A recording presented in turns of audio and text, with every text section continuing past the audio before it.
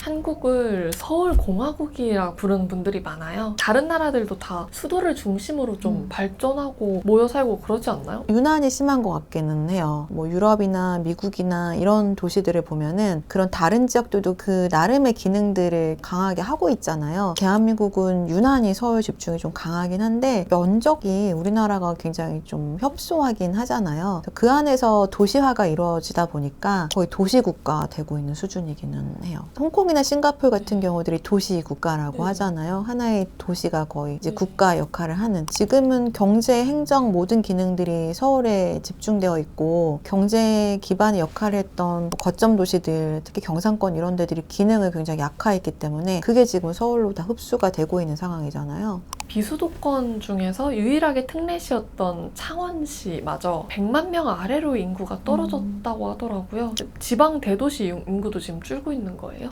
신도시급으로 생겨난 태생이 그런 도시라서 거기에 서울 사람들 굉장히 많이 이전했었어요. 그 당시에 강남 못지않은 이제 학구열과 부동산에 대한 투자 투기 이런 것도 굉장히 강한 도시 중에 하나였거든요. 불과 한 10년 전만 하더라도 지금 좀 대장 아파트 노릇하는 그런 것들이 막 생겨나기 시작하면서 투자 이런 게 엄청 성행했던 지역인데 코로나 때 조금 다시 살아났다가 지금은 뭐 거래 안 되고 이런 상황까지 갔거든요. 인구 100만 명이 넘어야 특례시로 지정이 되면서 여러 가지 혜택들이 개개인들도 많이 볼 수 있고 권한도 많이 이양되고 하는데 그게 이제 거의 재기능을 못하는 상황이고요. 근데 창원시뿐만 아니라 특례시 같은 경우에는 광역시와 일반시의 중간 정도 단계인 거잖아요. 광역시마저도 지금은 인구 유출이 엄청 빠르게 되고 있어서 창원도 그렇지만 부산도 굉장히 심각합니다. 지금은 부산은 인구 유출이 너무 빠르면서 고령화가 빠르게 진행되는 지역 중에 한 곳이에요. 창원시뿐만 아니라 시의 지위를 유지하기 어려운 도시들도 증가하고 있다고 들었거든요. 지방 안에서도 좀 인구가 느는 내지는 주는 곳이 또 있나요?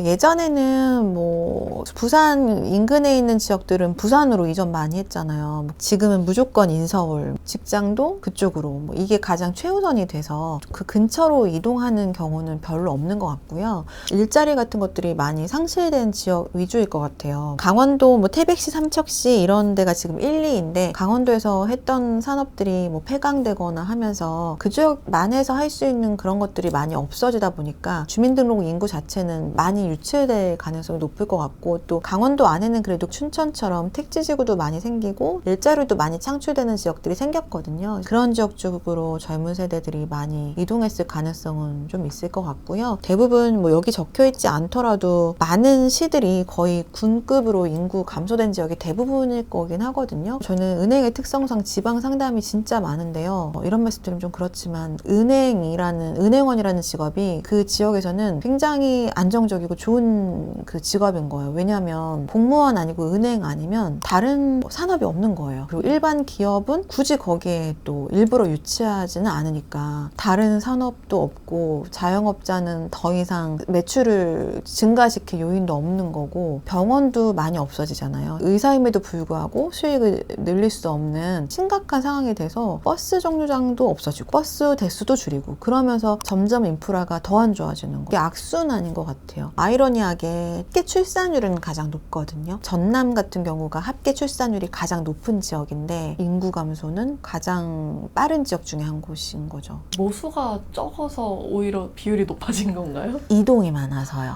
거기서 태어났지만 이제 수도권으로 유출되는 인구가 그만큼 많은 거죠. 그러니까 수도권 아닌 지역에 사는 2030 세대가 수도권으로 이동하는 그 비중이 전체의 70%라는 통계가 있거든요. 청년들의 70%가 수도권으로 이동하고 있어요. 이제 위기인 거는 그래도 그전에는 거기서 태어났다라는 건 그곳에 젊은 분들이 살고 있었던 거잖아요. 지금은 그래도 합계 출산율이 뭐 1에 가까운 지역들이 지방이 좀 있었던 건데 이분들이 수도권으로 70%가 이전을 한 거면 아이를 이제 낳을 만한 젊은 세대가 수도권에 몰려 사는 거잖아요. 대도시일수록 출산율은 굉장히 낮죠. 서울은 0.5기 때문에 이동한 인구들이 서울에 살게 되면 예전의 출산치가 반으로 이제 깎일 가능성도 있어서 앞으로의 출산율은 더 낮아질 가능성이 있다라는 그 인과관계가 나오는 것 같아요. 그렇게 되면 거기에는 정말 소멸이 될 수밖에 없는 거라서 인구 감소, 인구 소멸, 뭐 양극화 이런 단어 좋은 단어도 아니고 지겹다라고 말씀하실지 모르겠지만 잊지 말아야 되는 것 같아요.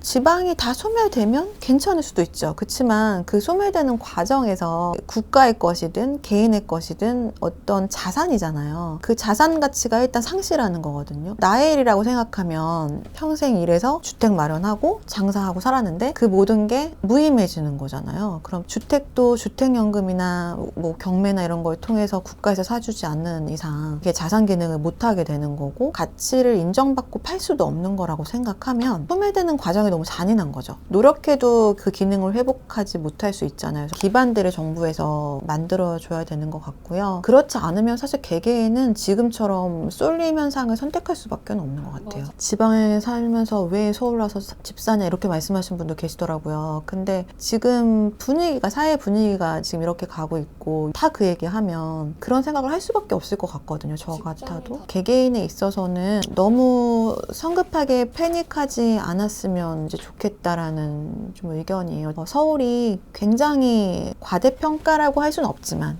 너무 쏠림 현상이 이제 극대화된 시기긴 하거든요. 이게 영원할 수는 없는 건 분명하잖아요. 이런 분위기가 바뀌든 그런 수요가 끝이 나든 영원히 쭉 서울만 우상향하진 않으니까 너무 거기에 이제 휩쓸리지 않고 그러려면 자기 자신에 대해서 좀 잘 파악하시면 좋을 것 같습니다. 정책 중에서 여기서 아이 낳으면 1억 더 준다. 집 사는데 정말 뭐 파격적으로 혜택을 준다 하는 그런 정책들도 굉장히 많잖아요.